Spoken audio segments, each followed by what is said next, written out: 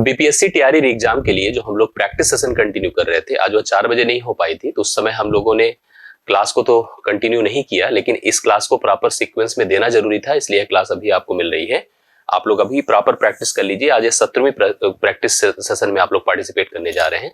1 से 5 और 6 से 8 दोनों के लिए इंपॉर्टेंट है। दोनों का मतलब बराबर से हम लोगों ने यहाँ पर क्वेश्चन में कॉम्बिनेशन प्रीवियस ईयर के आधार पर और जो आगे एक्सपेक्टेड जो क्वेश्चंस बन सकते हैं, जो जिनकी संभावनाएं बन सकती है, उसके आधार पे हमने यहाँ पर प्रश्नों का कॉम्बिनेशन रखा है। कोशिश करिए कि आप मिलकर जुटकर मेरे साथ लगकर इन सभी प्रश्नों को अच्छे से हल कर लीजिए। अपना पार्टिसिपेशन दिखाइए, अपना इन्वॉल्वमेंट आप कमेंट से रखिए, अपनी मतलब उपयोगिता को दिखाते रहिए इस क्वेश्चंस की वैल्यू को, और साथ साथ अपने आकलन, अपनी एनालिसिस को भी प्रेजेंट करते रहिए। इसलिए आपका कमेंट्स में बने रहना जरूरी है, और वीडियो अच्छा लगे तो लाइक और शेयर भी करते रहिए। शुरुआत हम लोग करते हैं पहले प्रश्न से आज के सेशन की, और साथ साथ आप पीडीएफ के लिए इस टेलीग्राम ग्रुप से भी जुड़े रहें, जिससे कि पीडीएफ भी आपको मिलता रहे टाइम टू टाइम। ठीक है, पहला प्रश्न आपके सामने आएगा। पहला प्रश्न देखिए, एक अच्छा सा क्वेश्चन आप लोग देखेंगे तो दोनों, देखो मैं बार बार आपसे कहता हूं कि पीआरटी और जूनियर बहुत कुछ कई बार एक दूसरे से कंबाइन, मतलब एक जैसा हो सकता है। कभी जूनियर पीआरटी पर जा सकता है, कभी पीआरटी जूनियर पर जा सकता है, इसलिए हम बहुत अलग करके नहीं जा सकते हैं। लेकिन फिर भी जैसा कि आप देख रहे होंगे कि हम कुछ कैटेगराइज सेशंस भी यहाँ पर प्लान कर रहे हैं फॉर बोथ, मतलब पीआरटी एंड जूनियर। तो उसको आप लोग जब देखेंगे तो आपको अलग अलग लेवल और प्रश्नों का जो कॉम्बिनेशन है वो आपको समझ में आएगा। जैसे प्रश्न देखिए, क्वेश्चन पहला क्या है, निम्न में कौन सी संख्या 7 की पावर 81, 7 की पावर 82, 7 की पावर 83 को पूर्णतः विभाजित कर देगी। हम लोग इस पहले क्वेश्चन को यहाँ पर नोटिस कर रहे हैं, तो आप प्लीज सभी लोग देखिएगा और आपको थोड़ी देर में सब कुछ समझ में आना शुरू भी हो जाएगा। कैसे है, 7 की पावर 81 है, ध्यान से देखिएगा, 7 की पावर 82 है और 7 की पावर क्या है 83 है, को पूर्णतः विभाजित करेगी। इसके लिए आप 7 की पावर 81 को कॉमन कर लें, और आप अगर आ जाए तो प्लीज हमें कमेंट करके बताइए। यहाँ पर 1 बचा भाई, 7 की पावर 81 जब कॉमन होगा सिंपली 1 बचेगा। यह 81 जब 82 को भाग, मतलब एक प्रकार से 7 की पावर 82 को 7 की पावर 81 से भाग करेंगे तो 82 से 81 घटेगा, केवल 7 बचेगा। और यहाँ पर 7 की पावर 83 को जब 81 से भाग करेंगे तो केवल यहाँ पर 7 की पावर 2 अर्थात 49 बचेगा। एक तरह से अब जो नंबर आपको दिया गया था वह 2 पार्ट में ब्रेक हो गया। 7 की पावर 81 का मतलब 7 का उपयोग 81 times, 7 into 7 into 7 into 81 times, और यह क्या है देखिए 49 1 50 7 57 है। कितना है, 57 है, 57 है और 7 की पावर 81 है। अब आप ध्यान से देखिएगा, जैसे हमको डिसाइड ये करना है कि जो नंबर हमारा इसमें इस दी गई संख्या को पूर्णतः विभाजित करेगा, इसको पूर्णतः विभाजित करेगा, मतलब आपको उसको डिसाइड कैसे करना है इसको समझिएगा। इसको डिसाइड करने का मतलब अगर 399 से कटेगा तो निश्चित तौर पर ये समझ में आ रहा होगा कि 389 से कटेगा, 357 से कटेगा, तो आपको थोड़ा सा डिविजिबिलिटी को बेस बनाना पड़ेगा। कैसे डिविजिबिलिटी को बेस बनाएंगे, अगर यहाँ पर 57 है तो आप चेक करिए यहाँ पर 57 की भाज्यता, या 7 अगर 7 की पावर 81 है तो 7 की भाज्यता से ही हम लोग इस चीज को डिसाइड कर सकते हैं।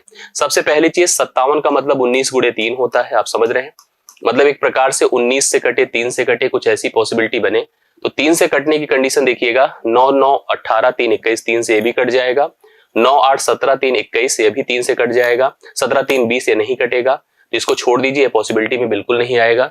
8 7 15 3 ये भी पॉसिबिलिटी में आ सकता है, इन दोनों को लेकर अभी थोड़ा डाउट है। लेकिन 19 को भी थोड़ा सा अगर टारगेट करिए, 19 से तो पूरी तरह से देखिए, जैसे अगर आप इसको डिवाइड कर देखें, 19 दूना 38, 19 1 19 कट जाएगा पूरी तरह से, यह कटेगा, बट यह 19 से नहीं कटेगा। और 19 के अलावा भी 7 से भी देखिएगा तो यह संख्या आपकी कट रही होगी, 7 5 35, 4 39 होता है, 7 7 49, या 7 से भी कट जाएगी। इसका मतलब यह संख्या लिखा है ना, कौन सी संख्या पूर्णतः विभाजित कर देगी, वह 399 है। तो राइट सोल्यूशन यहाँ पर 399 है। डिविजिबिलिटी को थोड़ा सा टारगेट करिए और डिविजिबिलिटी को पढ़िए आप लोग अच्छे से, बहुत उपयोगी है, बहुत यूजफुल रहेगा, इसलिए डिविजिबिलिटी पर बहुत ही फोकस रहना है हम सभी को। ठीक है, अगले क्वेश्चन पर आते हैं। अब जैसे देखिए, इन सब प्रश्नों को अगर थोड़ा ट्रेडिशनल लेकर जाएंगे तो हमेशा टाइम लगेगा, हमेशा कंफ्यूजन बनेगी। थोड़ा सा हम लोग ध्यान से और सिस्टमेटिक अगर करेंगे तो बहुत प्रॉब्लम नहीं होती है, इसलिए बहुत ही थोड़ा मतलब क्रिएटिव होकर सोचकर प्रश्न को करिए, आसान लगेगा। लेकिन अभी अगर ट्रेडिशनल चलेंगे तो प्रॉब्लम होगी। जैसे अपने पास x = क्या दिया है, 3 + 2√2 दिया है, और यहाँ पर हमसे पूछा क्या है, x² + 1/x²। अब कोई सोचे कि चले हम पहले x का स्क्वायर कर दें, यहाँ सब्स्टिट्यूट कर दें, यहाँ सब्स्टिट्यूट कर दें, टाइम टेकन प्रोसेस, बहुत ही दिक्कत होगी। आप देखो x लिखा है, x रहने दीजिए। आप एक काम करिए, आप सबसे पहले इसको लिखिए 1/x। 1/x की जरूरत पड़ेगी क्योंकि ये 1/x² की भी नीड है। इसको भी आप लिखिए 1/3 + 2√2। अब इसको 1/x ही रहने दीजिए, इसमें कुछ मत करिए, बट इसका हमें प्रॉपर रेशनलाइजेशन करना होगा, परिमेयीकरण। मतलब x का मान तो कन्फर्म है, जो गिवन है ऑलरेडी, ये देखिए हम जो बॉक्स में कर रहे हैं, और 1/x का मान 1/3 + 2√2 है, तो हमें इसका रेशनलाइजेशन करना होगा, परिमेयीकरण। परिमेयीकरण क्या होता है कि नीचे से जो डिनोमिनेटर है उसके इरेशनल पार्ट को, मतलब अपरिमेय पार्ट को हटा करके उसको रैशनल बनाया जाता है। इसके लिए जो हमारे पास बीच में प्लस साइन है उसको माइनस अर्थात कंजुगेट करके ऊपर और नीचे मल्टीप्लाई कर देते हैं।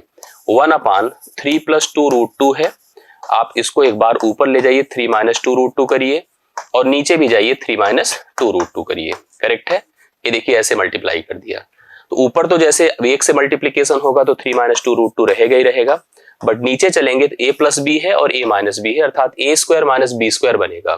तो 3 का स्क्वायर बताया 9 होगा, और 2√2 का स्क्वायर क्या होगा बताइए भाई। a - b a + b कब बनता है, जब a² - b² होता है।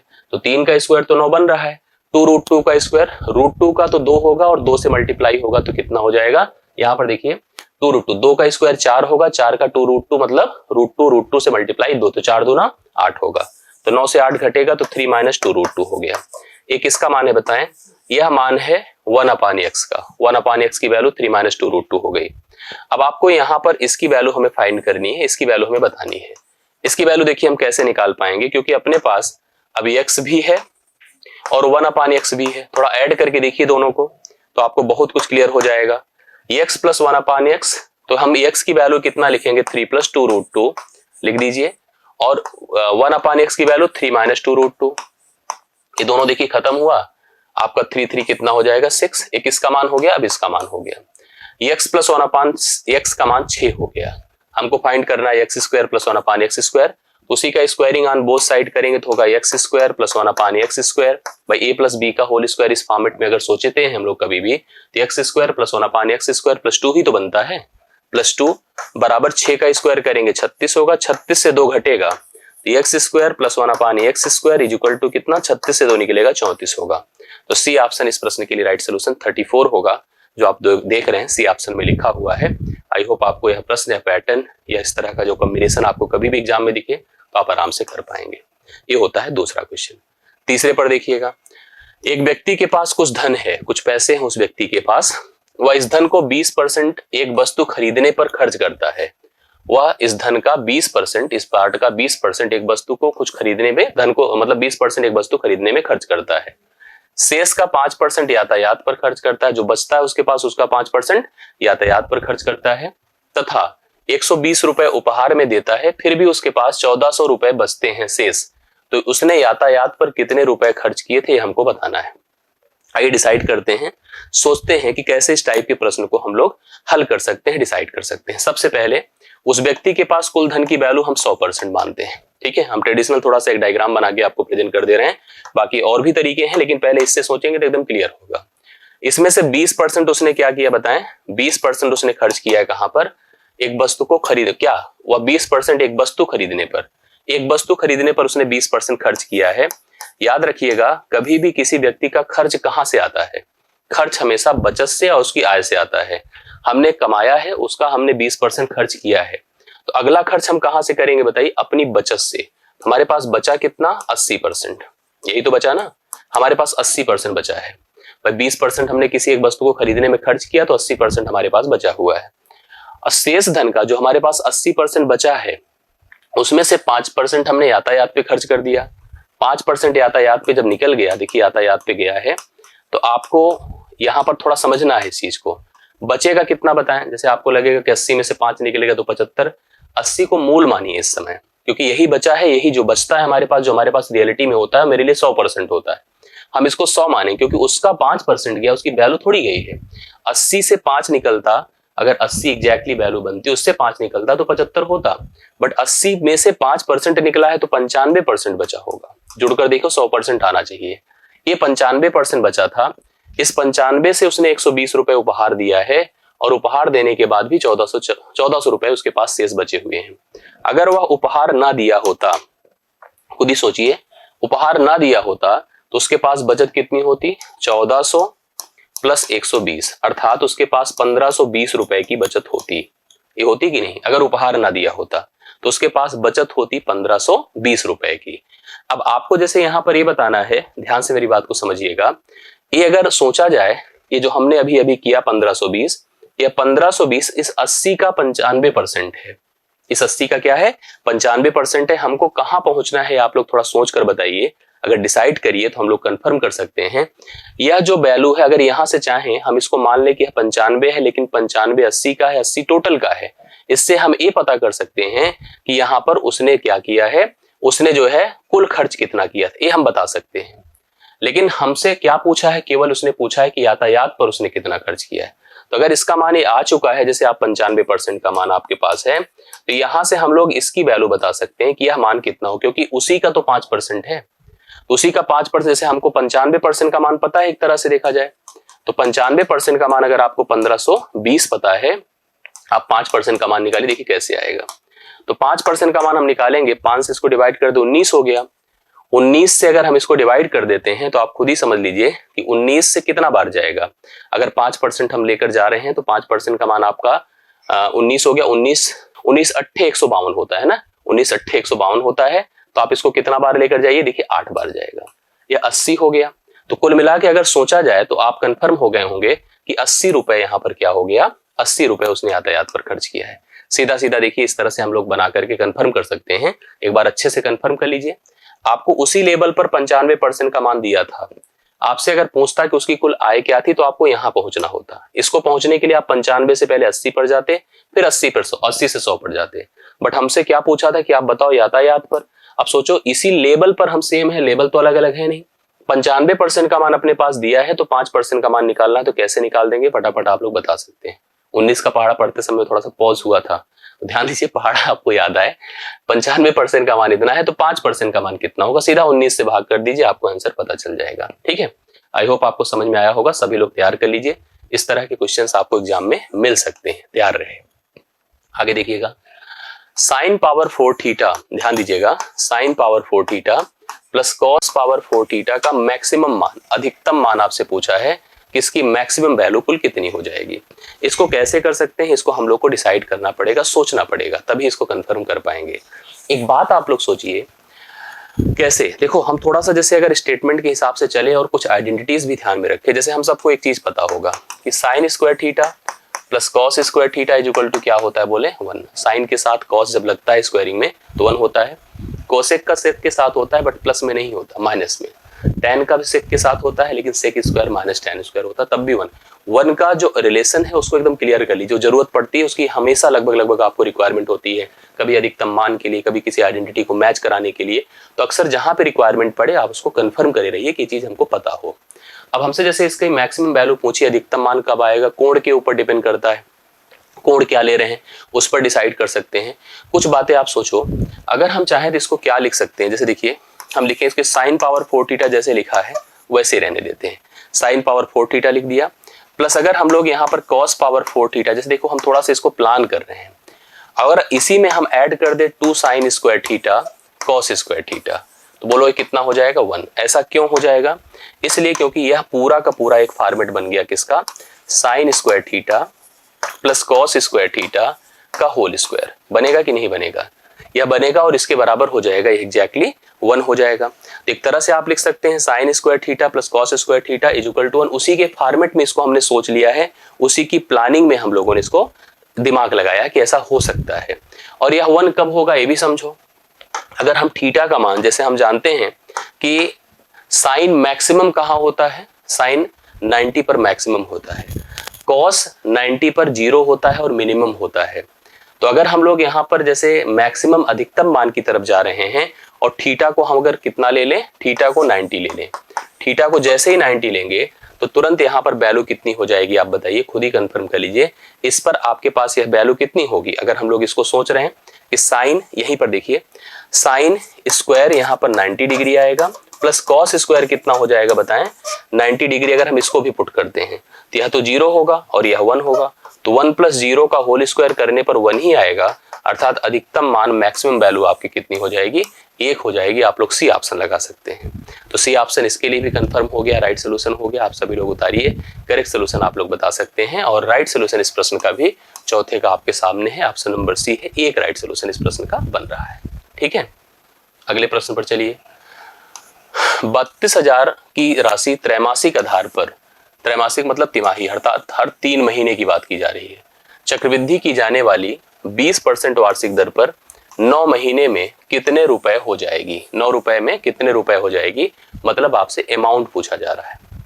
ध्यान से देखिएगा, जब किसी ब्याज को तिमाही ज्ञात करा जा रहा है, तिमाही करने का मतलब देखो, वार्षिक करने का मतलब साल भर में एक बार ब्याज निकलता है और जो ब्याज आता है उसको मूलधन में हम जोड़ देते हैं तो हमें प्रॉपर अमाउंट प्राप्त हो जाता है, और जो साल भर के अंत का जो प्रिंसिपल होता है वही अगले साल के लिए जो अमाउंट आता है वही अगले साल का प्रिंसिपल होता है। तो जैसे छमाही अगर कभी करना हो तो हर 6 महीने पर ब्याज का कैलकुलेशन होता है, उसको प्रिंसिपल में जोड़ा जाता है, नया धन प्राप्त होता है। तो इस तरह से यह प्रक्रिया बढ़ती रहती है। ठीक है, यही चीज अगर तिमाही पर जब जाते हैं, देखो तिमाही, छमाही और वार्षिक में फर्क क्या है।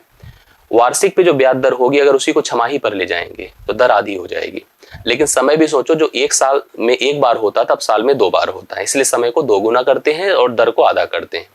तिमाही पर जब चलेंगे हम लोग तो कन्फर्म है कि जो काम हम साल भर में एक बार करते थे अब वह काम हम लोग साल भर में 4 बार करेंगे, तो दर को 1/4 करेंगे और समय को 4 गुना करेंगे। यही प्रोसीजर हमको लगाना है। 20% की दर है, आप इसको जब तिमाही कैलकुलेट करेंगे, तिमाही, तो यह जो 20% होगा यह आपका 1/, मतलब 20% को हम क्या तुरंत लिख देंगे बताइए, 20% को हम सबसे पहला काम 20% बटा 4 करेंगे, मतलब 5% हो जाएगा। और जो 9 महीने का समय है, कितना, 9 महीने का, उस 9 माह को हम लोग क्या लिखेंगे बताइए, 9/12, क्योंकि हम सबको पता है कि 9 महीना मतलब 3 महीने का 3 तिमाही, ऐसे ओरल सोच सकते हैं। 9/12 अगर हम इसको साल में लिख दें तो 3 × 9 3/4 है, और 4 से गुणा कर दे, 4 से कटा, तो यहाँ पर क्या हो जाएगा, 3 वर्ष की तरह नोट कर सकते हैं या 3 पीरियड की तरह नोट कर सकते हैं। अब हमसे अमाउंट पूछा है तो आप इसका प्रोसीजर देखो, करने का तरीका सबसे बेहतर है। बाकी रेशियो भी एक तरीका होता है ब्याज ज्ञात करने का, चक्रवृद्धि, लेकिन ऐसे चलिए 5% 1/20 है, लिखिए 20 से 21, फिर लिखिए 20 से 21, फिर लिखिए 20 से, आप सोचोगे ऐसा 3 बार क्यों, तो यह प्रिंसिपल माना जाएगा या अमाउंट माना जाएगा। यह आपका कंबाइंड होकर 8000 होगा, कितना, 8000, और यह कितना होगा, 9261 होगा। इस 8000 का मान देखो आपको दिया है 32,000 दिया है, और इसका मान हमको बताना है, तो 8 से इसको डिवाइड करें, 4 बार गया, 400 इसको गुणा करें, 4 1 के 4, 4 6 24 की 4 हासिल 2, 4 दूना 8, 8 2 10 की 0 हासिल 1 हुआ, 4 9 36 से क्या हो जाएगा, 37 हो जाएगा। 37,044 देखो ऑप्शन नंबर ए में ही रखा हुआ है, इस प्रश्न के लिए राइट सोल्यूशन हो जाएगा। आप सभी लोग निकाल सकते हैं, ऐसे प्रश्नों को हल कर सकते हैं, बहुत अच्छे से इस तरह के प्रश्नों पर फोकस होके आंसर दे सकते हैं। तो पहला ऑप्शन 37,044 इस प्रश्न के लिए, 5वें क्वेश्चन के लिए राइट सोल्यूशन आपके सामने बन रहा है। तो प्लीज उतारें, समझें और अगले प्रश्न पर मेरे साथ बढ़ चले। देखिए इस टाइप का प्रश्न भी आपको सिमिलरिटी, मिड पॉइंट थ्योरम अलग अलग जगहों पर यूज करता हुआ नजर आता है, या मतलब आपको दिखता है। पहले क्वेश्चन पढ़िए, दिए गए त्रिभुज में डी और ई क्रमशः एएफ और एजी के मध्य बिंदु हैं। तो मैं आपको थोड़ा सा मध्य बिंदु का कॉन्सेप्ट समझा दूं, तब मैं इस प्रश्न पर लेकर आऊं आपको। जैसे कभी कोई त्रिभुज है, त्रिभुज की 2 भुजाएं, मतलब पहले तो आप ऐसे सोचो, मान लीजिए यह त्रिभुज है, त्रिभुज के भुजाओं के मध्य बिंदु, मतलब 2 भुजाओं के मध्य बिंदु मतलब दिस लेंथ, इनको बराबर मतलब भागों में बांटने वाले जो बिंदु है, सपोज करो यह डी है और यह ई है, डीई है ना।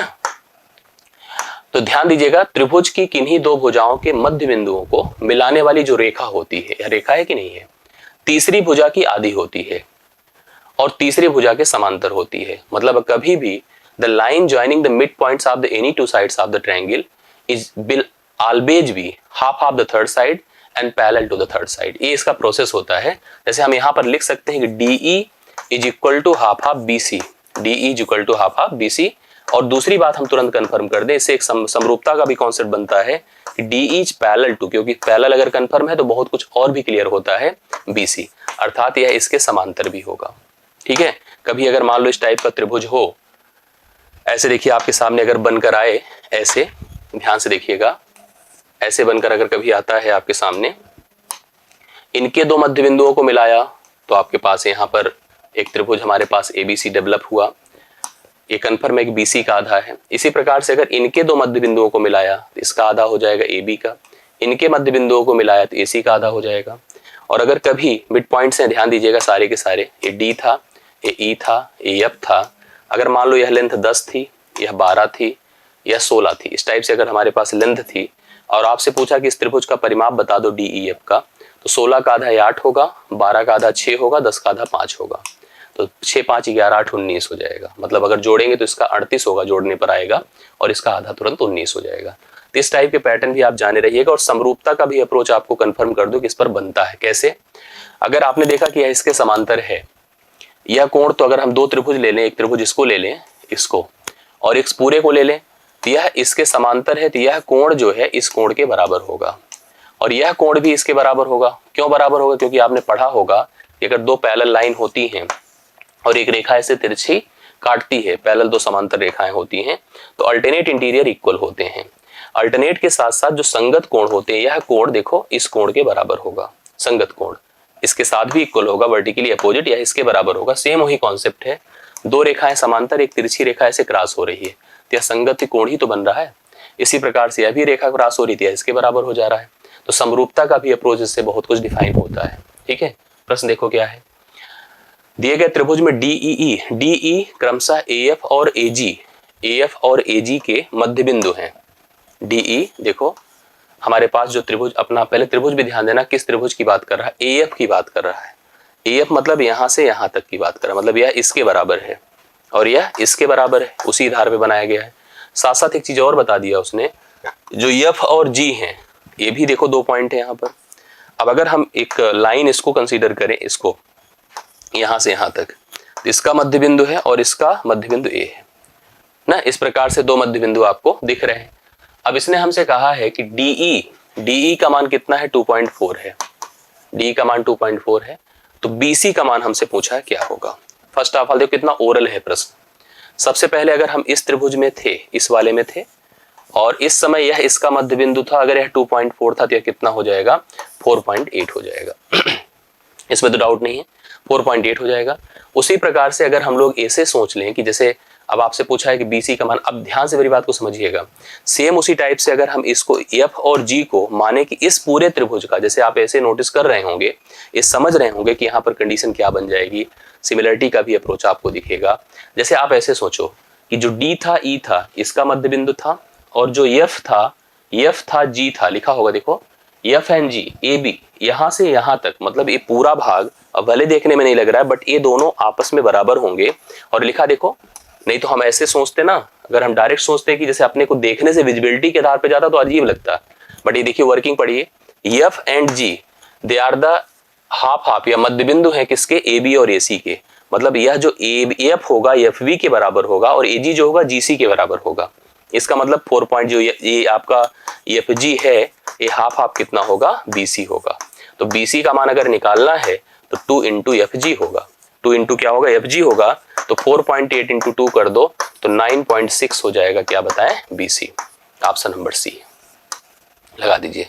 ठीक है, इस टाइप से मध्य बिंदु के बहुत सारे अच्छे अच्छे प्रश्न बनते हैं एग्जाम में।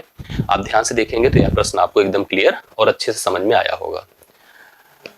अगला क्वेश्चन देखिएगा, 7वां नंबर है, इसको पढ़िए। क्या है प्रश्न, अच्छे से मन लगा के समझिए क्या है। कोई व्यक्ति है 160 किलोमीटर की दूरी 15 घंटे में तय करता है।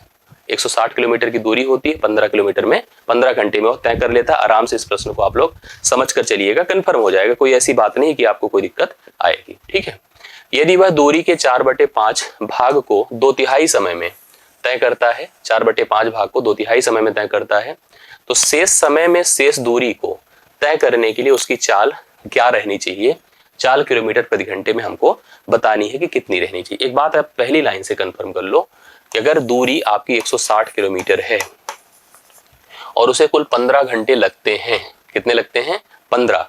इस समय अगर हम आपसे कहें कि भाई हम स्पीड चाहे तो निकाल सकते हैं जनरल कि ये स्पीड होनी चाहिए, भाई स्पीड तो अगर आप 15 से ले लो, फिलहाल कटेगा नहीं, चाहे तो 15 से भाग कर दे तो हमको पता चल जाएगा इतना किलोमीटर प्रति घंटा उसकी स्पीड नॉर्मल थी, मतलब होनी चाहिए या तय करने के लिए होनी चाहिए। ये उसका एक प्रकार से टारगेट था। बट स्थिति क्या है, यदि वह दूरी के 4/5 मतलब 160 के की 4/5, 4/5 का मतलब क्या होता है, भाग को समय के 1/2 तिहाई, ध्यान से देखिएगा, 5 से अगर हम इसको डिवाइड करते हैं, 5 तिया 15, 5 दूना 32, चौके 4 दूना 8, 4 तिया 12, 128 किलोमीटर को उसने किस स्पीड से तय किया है बताओ? 2/3 समय में। समय कितना था? 15, 15 गुणे 2/3 कर दें, 3 पचे 15, 5 दूना 10 घंटे में तय कर लिया। 10 घंटे में 128 किलोमीटर को उसने 10 घंटे में तय कर लिया। तो बस आप एक सोच लो कि अभी आपके पास कितनी दूरी बची है। अगर 160 था तो 160 में से आप एक काम करो, 128 घटा दो, 32 किलोमीटर बचा है। और इसको चाहते तो वैसे भी कर लेते कि 4/5 भाग तय हुआ था तो बचा कितना था। जैसे हम यहीं पे डायरेक्ट लिख देते, 160 को अगर मैं 1/5 से कर देता तो पता चल जाता कि 32 किलोमीटर की दूरी अभी बची हुई है। और समय कितना बचा है सोचो भाई, 10 घंटे आपके एग्जॉस्ट हो चुके हैं, 2/3 समय गया है, 5 घंटे बच, क्योंकि टोटल 15 घंटे है ना, तो 15 में से 2/3 गया था तो 15 गुणे 1/3 कर देते तो पता भी चल जाता कि 5 ही घंटे बचे हैं अपने पास। 32 किलोमीटर कवर करना है 5 घंटे में ना, 5 से भाग करें, 5 छंगे 30, 5 चौके 20, 6.4 किलोमीटर प्रति घंटा स्पीड रखनी होगी, आराम से पहुंच जाएगा। ठीक है, इस प्रश्न का सी ऑप्शन राइट सोल्यूशन होगा। सभी लोग उतार लें, कंफर्म कर लें। 7वां प्रश्न आपका डन होता है। 8वें पर आ जाइए। विगत वर्ष में 5 कंपनियों में से प्रत्येक का जो अकार्य दिवस, अकार्य मतलब जब काम नहीं होता है, का जो औसत है 16 दिन था। 5 कंपनियों का प्रत्येक का अकार्य दिवस मतलब जब काम नहीं होता है तो 16 दिन था। ध्यान दीजिएगा, इस वर्ष 3 कंपनियों में से प्रत्येक का अकार्य औसत से 10 दिन ज्यादा है। मतलब 3 कंपनियां ऐसी होती हैं, 5 में से 3 कंपनियां ऐसी होती हैं जिनका औसत से क्या है, कितने दिवस? 15 दिन ज्यादा, 10 दिन ज्यादा है। मतलब ऐसे जनरल जो होती हैं 5 कंपनियां जिनके अकार्य अर्थात जो नॉन वर्किंग डेज होते हैं उसका औसत है 16 दिन। लेकिन उनमें से 3 कंपनियां ऐसी हैं जिनका अकार्य दिवस का जो औसत था नॉर्मल औसत से 10 ज्यादा था। तथा जो 2 कंपनियां बची थी उनका अकार्य औसत से 5 कम दिन था। इस वर्ष सामान्य कंपनियों का औसत क्या था, कार्य दिवस क्या था, ये हमको बताना है। देखो, औसत ये बताता है कि एक ऐसी संख्या जो प्रत्येक के लिए समान रूप से लागू हो। जैसे हमें मान के चल रहे हैं कि सभी कंपनियों में 16 दिन काम नहीं करते हैं, सभी 5 में, लेकिन उनमें से मतलब जैसे हमने देखा कि 5 कंपनियों का अकार्य औसत दिवस क्या है, 16 है, लेकिन उनमें से 3 कंपनियों का अकार्य औसत दिवस क्या है, 10 बढ़ा दे 26 है। ये लिखा है ना, 16 है कि 15 है, 16 ही ठीक है। और जो बची 2 कंपनियां हैं उनका औसत 5 कम था, लिखा है ना, अकार्य औसत से 5 कम दिन था, तो 5 कम कर दे तो कितना था, 11 था। अब आपसे पूछा क्या था, आपसे देखो अगर क्वेश्चन की बात करो, जिस क्वेश्चन को हम लोग यहाँ पर फेस करने जा रहे हैं, तो हमको ये पता करना है कि जैसे इस वर्ष समान कंपनियां, उन्हीं कंपनियों का औसत कार्य दिवस क्या था, मतलब वर्किंग डेज उनका क्या था, हमको इसको डिसाइड करना है। कैसे डिसाइड कर पाएंगे, आप ऐसे देखिए, चाहे तो देखिए इनकी नॉन वर्किंग डेज सोचो तो 16 पंचे 80, भाई ये संख्या है कंपनियों की और ये इनका औसत कर दे, 16 पंचे क्या कर दे 80, ये अकार्य दिवस है, टोटल होता, बस उस टोटल में ध्यान से सोचिएगा। तो ये जो 26 मतलब इनका अकार्य दिवस था 3 कंपनियों का था, 3 कंपनियों का था, तो हम लोग अगर चाहें तो एक काम ऐसे भी कर सकते थे, जैसे 3 था या 2 था, एक चेक करा करिए आप लोग, थोड़ा सा ऐसे देखिए, हमको चाहे तो ट्रेडिशनल जा सकते हो बट हम थोड़ा ट्रिकी चलते हैं। ट्रेडिशनल चले तो 3 गुणे 26 होगा, 2 गुणे 11 होगा, जोड़ दीजिए तो आपको खुद ही पता चल जाएगा कि यहाँ पर कितने नॉन वर्किंग डेज हैं।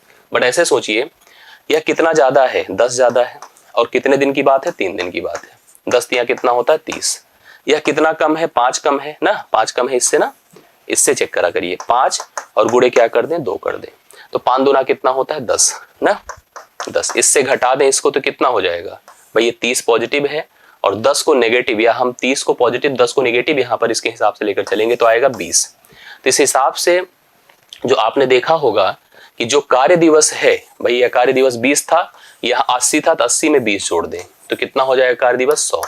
और इन सभी कंपनियों का कार्य दिवस अगर हम लोग नोटिस करें तो कंपनियां कितनी है 5 से भाग कर लें तो 20 हो जाएगा, तो 20 वर्किंग डेज होगा। ऑप्शन नंबर कितना हो जाएगा सी। इस प्रश्न के लिए राइट सोल्यूशन आप सभी लोग अच्छे से देख लीजिए, कंफर्म कर लीजिए। ऐसे प्रश्न आपको देखने को मिल सकते हैं जो थोड़ा सा ट्रिकी होते हैं, वर्डिंग से अलग होते हैं, एकदम ऐसे डिफरेंट क्वेश्चंस अगर आपको सामने आ जाते हैं बीपीएससी में तो आप कम से कम उसको जो है टारगेट कर सको, सोल्यूशन कर सको। यदि अल्फा तथा बीटा समीकरण x² - x + 1 = 0 के मूल हैं, हल हैं, तो किस समीकरण के लिए अल्फा क्यूब और बीटा क्यूब होंगे? मतलब किस ऐसे समीकरण के लिए उसके मूल क्या होंगे, अल्फा क्यूब और क्या हो जाएंगे, बीटा क्यूब हो जाएंगे। एक बात जान लीजिए, आपको अगर द्विघात समीकरण दिया है कि X square plus B X plus C बराबर 0 ना, जहां पर अगर हमको सबको पता है कि भाई इसके मूल दो रूट होते हैं, क्योंकि इसका जो है डिग्री 2 होता है और डिग्री 2 है, सोल्यूशन भी 2 होते हैं। यदि हमने कहा मूल अल्फा और बीटा है तो अल्फा प्लस बीटा के बारे में जान लीजिए माइनस बी बाई ए होता है, और अल्फा इंटू बीटा के बारे में बता दो कितना होता है, सी बाई ए होता है ना, सी बाई ए होता है। और एक चीज मैं बता दूं और आपको, अगर केवल आपको मूल पता हो और हमको इक्वेशन बनाना हो कि समीकरण क्या होगा, तो लिख लीजिए x square minus alpha plus beta into x plus alpha into beta. ये समीकरण प्राप्त हो जाता है। कभी अगर आपके पास समीकरण नहीं है और केवल रूट पता है तो आप इनकी हेल्प से इक्वेशन भी फ्रेम कर सकते हैं। जैसे कभी कोई समीकरण आप ले लीजिए, जैसे हमने मान लीजिए x square plus 5x plus 6 ले लिया, ये द्विघात समीकरण है ना, इसके मूल अगर हल करा दो तो 2 और 3 आएगा नेगेटिव नेगेटिव में, तो x बराबर -2 आएगा और x बराबर -3 आएगा। चाहे तो करके देखिए कैसे आता है। एक्स स्क्वायर प्लस हम लिख दे 2x प्लस 3x प्लस 6, इतना तो करना सबको आता ही होगा।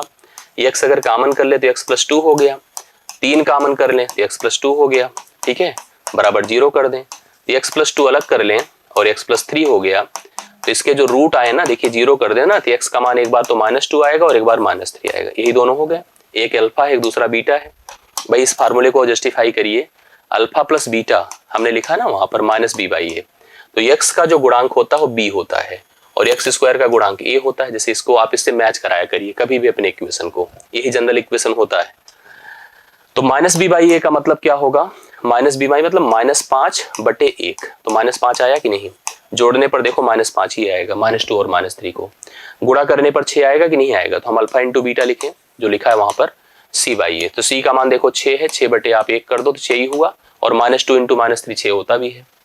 दूसरी बात, अगर हमारे पास केवल समीकरण ही होते रूट होते -2 और -3, आप इस पर पुट कर दो, देखो यही प्राप्त हो जाएगा। कैसे देखिए, x square minus alpha beta, alpha plus beta -2 -3 -5 होगा, इंटू एक्स कर दो, प्लस अल्फा इंटू बीटा मतलब -2 इंटू -3, ठीक है, तो एक्स स्क्वायर प्लस 5x होगा, प्लस कितना होगा 6, ये देखो बन गया ना, उसी तरह से एकदम सेम बन गया।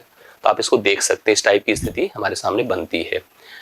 अब जैसे ये प्रश्न है, अल्फा तथा बीटा समीकरण x square minus x plus 1 के मूल हैं, तो किस समीकरणों के मूल। अब इसका मतलब सबसे पहले आप इसको कंपेयर करो, X square plus B X plus C बराबर 0, इससे कंपेयर करो, ठीक है। अब आप देखो एक्स स्क्वायर का गुणांक क्या है, a है, और एक्स का गुणांक b है, और c तो आपका लिखा ही हुआ है।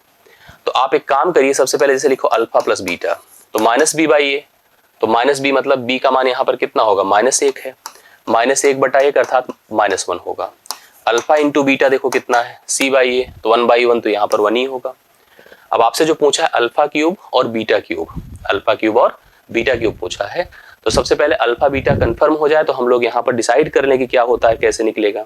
भाई जैसे हम एक चीज जानते हैं कि अगर हम इसी को लेकर चले, हम alpha cube plus beta cube निकाल लें और alpha cube into beta cube निकाल लें, दोनों चीजें हम लोग कैलकुलेट कर लें तो ऑटोमेटिकली सब सेट हो जाएगा। भाई हमको कोई दिक्कत थोड़ी होगी, हम इस समीकरण से हम लोग डिसाइड कर सकते हैं कि कितना क्या बनेगा। लेकिन हमें सबसे पहले पता रहे कि देखो यहां से वैसे भी अल्फा प्लस बीटा तो है ही, अल्फा क्यूब बीटा क्यूब तो ऐसे भी हो जाएगा, आपका एक ही होगा ना। भाई हमको क्या जरूरत है, आप मुझे बताइए।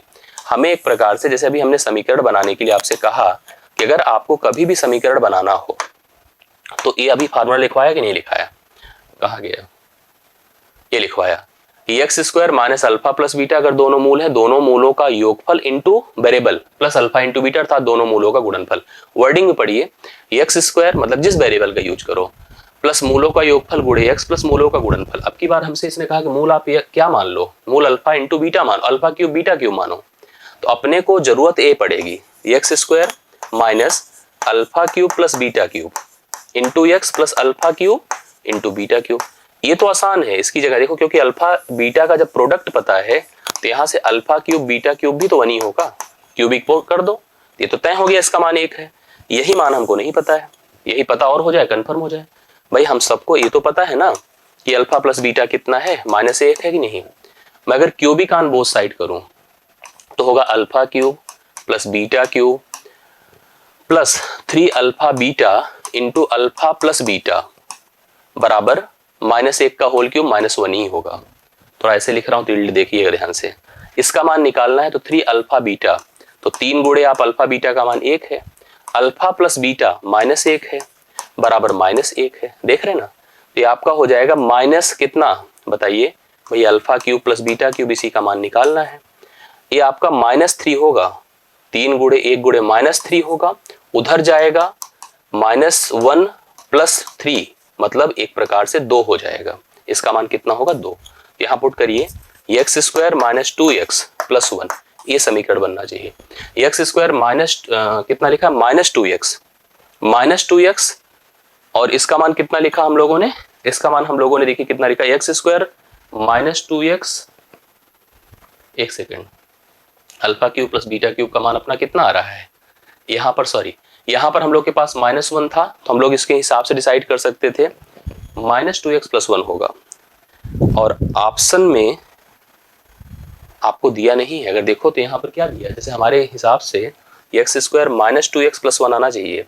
अगर इस समीकरण को, इस क्वेश्चन को हल कर रहे हैं हम लोग, तो नियम के हिसाब से alpha cube plus beta cube आपका 2 आएगा, तो 2 रखेंगे -2 हो जाएगा भाई, क्योंकि x स्क्वायर माइनस मूलों का योगफल गुणे x है प्लस मूलों का गुणनफल है, तो इस हिसाब से x square minus 2x plus 1 तो ऑप्शन नहीं है, ये ऑप्शन आएगा, क्योंकि इसमें तो प्लस 2x प्लस 1 है, -2x -1 है, ये तो होगा नहीं, ये ऑप्शन होना चाहिए। चेक कर लीजिएगा आप लोग, ठीक है, ये ऑप्शन होगा। ठीक, चलिए लास्ट क्वेश्चन देख लीजिएगा एक और।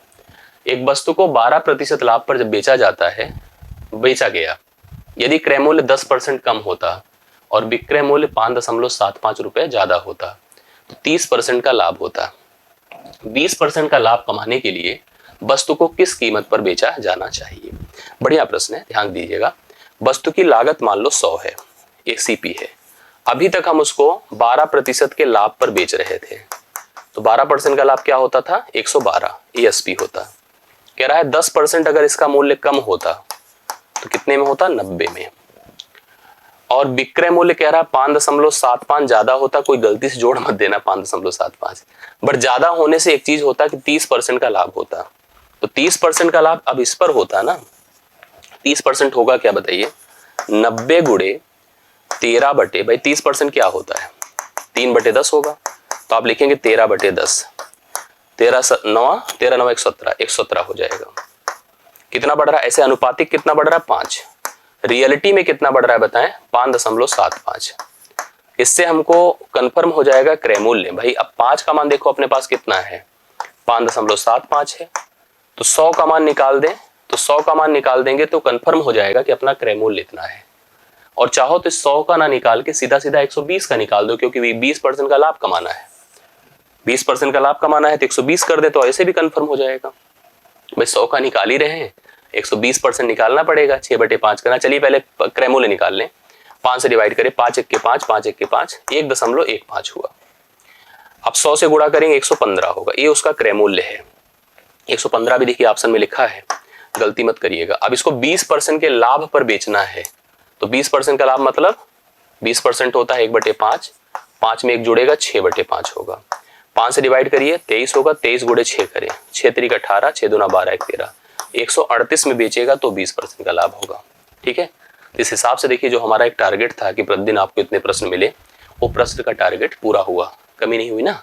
चलो मुलाकात नेक्स्ट क्लास में होगी, अभी के लिए इतना ही। बहुत बहुत धन्यवाद, थैंक यू सो मच। और अगली क्लास की कनेक्टिविटी के लिए फिर से जुड़िएगा। अभी के लिए मेरी तरफ से इतना ही, बहुत बहुत धन्यवाद, थैंक यू सो मच।